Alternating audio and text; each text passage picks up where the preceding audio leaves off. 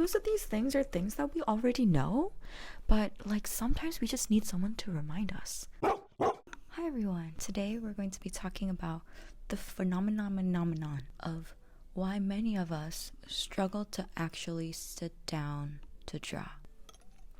The equation is very simple.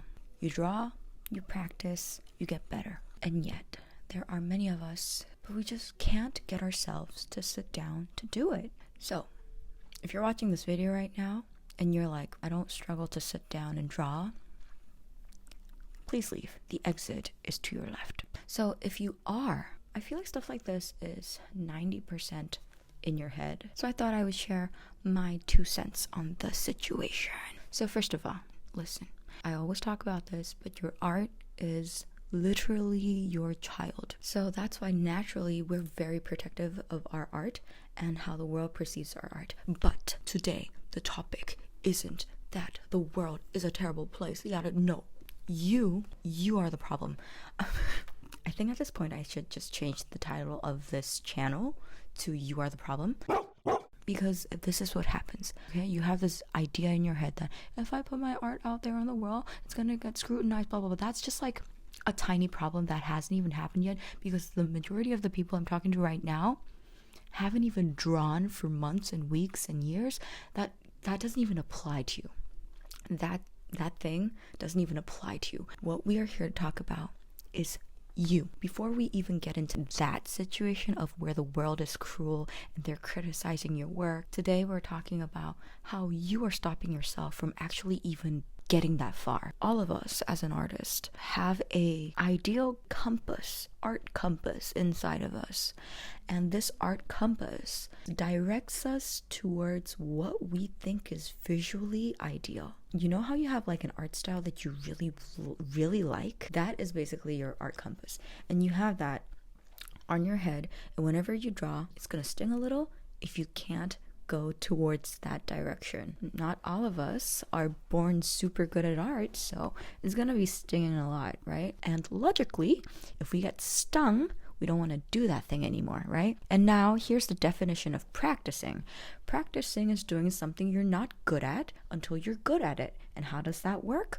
You make mistakes, figure out what's wrong, and keep doing it over and over again until you get it right. You're practicing with your little artist compass on your head. It's stinging, you don't want to do it. Let me give you an example.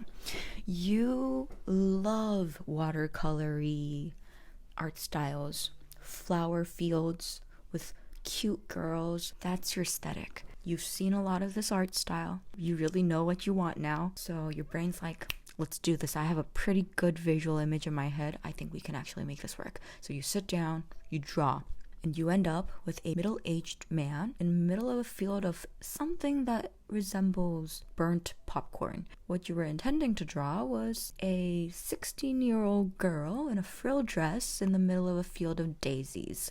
You look down at your masterpiece of your middle-aged man. You laugh because it's funny. It's funny. The situation is hilarious, right? You laugh because it's funny. You put down your sketchbook, and 8 out of 10, it's gonna be a bit more difficult than the first time to return and try again. It's gonna get harder and harder and harder, especially if you don't see improvement, which many times a lot of us won't see improvement for the many few times, because as artists, unless we have like a professional teacher right next to us pointing out exactly what we need to work on, half of the learning process is actually figuring out what the problem is. Our eyes can tell something is wrong. Our brain can't actually figure out what is wrong. And that's difficult. So you're sitting there, you don't know what the problem is, but that thing on your head is stinging you. So what do? Like most of us, we unconsciously, which is the problem here, unconsciously decide to avoid. Unconsciously. Because if we're conscious about it, that just feels terrible. So we're gonna make it unconscious. I feel like that is a big part of what is happening. This is not burnout. I'm not talking about burnout. I'm talking about not being able to start anything, even though you really want to. What should we do? Congratulations, you've already completed step number 1, which is actually knowing what the problem is. Knowing the exact situation and what the problem is half of solving the problem. So now that you know it, it's more unlikely that you're going to start avoiding it, right? Because now you can actually, baby yourself a little bit. So here's step number 2. I want you to distance yourself from yourself and look at yourself like you are someone else. Look at yourself like you're a ghost from the past and be like, I was a wee beginner. Don't look at yourself like yourself. I don't even know if that makes sense right now, but a lot of us, surprisingly, hold ourselves at a very high expectation. And because of that, we get really let down when we can't live up to our expectations. We need to understand that right now, we aren't where we want to be. Lower our standards and be kind to ourselves, at least for the first 10 times you attempt to draw that girl in a field of daisies, okay? Let's say you drew it 11 times and the girl still manages to have a beard.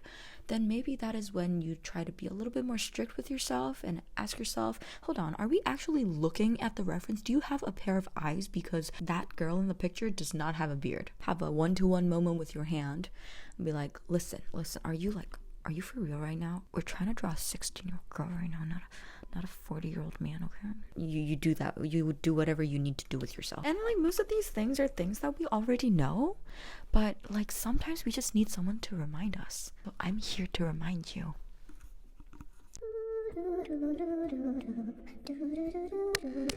Next, you need to understand you might seem okay after messing up your drawing, but you might not be okay. You need to remember that, okay? I'm sure a lot of us have people around us who get insulted and they're like, haha, that's so funny, and then they go cry about it the next day. That could be you, but to yourself. You drew that shit, you saw the shit, you felt really bad because you drew it, you have no one else to blame, but you laugh it off, but you kind of cry about it unconsciously, so you don't know about it. You are mentally shattered. Number 3, believing in yourself. You are going to get better. The little exercise that I love to do, I like going back and looking at my old work from years ago, and especially the ones that I never managed to finish. The files that I almost had to fight the urge not to delete and throw in the trash bin because it was that bad. But when I look back on it, the thing is, because you've improved, your eyes improve with you. So now you can actually tell exactly what the problem is. And number 2, you see that it wasn't that bad. I swear to God, it wasn't that bad. Some of them are salvageable. I don't know why I was so hard on myself. That's something I like to do on a regular basis whenever I feel a little bit like I'm not making any progress. I'm a little bit scared to try drawing a new composition or a new pose because I don't feel like I'm able to do that. What do? I make myself feel good by looking at my old art and making fun of my old art. But in order to do this, what do you need to do? Draw, even if it's good or bad, so that the you 2 years from now has something to laugh about. Do yourself a favor. Think of this as an insurance. Now, lastly, remember the fact that art was never about the results. You might disagree, but I swear to you, art is never about the results. You are not AI. You are not a printer where you see something and you can just beep, bop, bop, beep, beep, boop, the way you want. It's supposed to be difficult. Just because you liked how something looks and you liked how something feels, you can't just replicate its awesomeness. The struggle of obsessing over that thing that you're obsessed with, the struggle of trying to capture that essence of what is real and making it your own, that is art. That process is art. Forget about how your art looks. The reason you like to draw is because you love the feeling of getting that image down onto paper because no one else has drawn a zebra making out with a horse the way you want them to. So you're gonna do it yourself. That is the passion. Forget about how your art looks. For now, at least. Technical stuff is something you can think about way later. Right now, especially if you're a beginner artist and you can't pick up the pen, you need to focus on actually building the right relationship with art. So try and remember how it feels to create. Because I promise you, the longer you do this, which I know you guys will, the harder it's going to be to hang on to that feeling.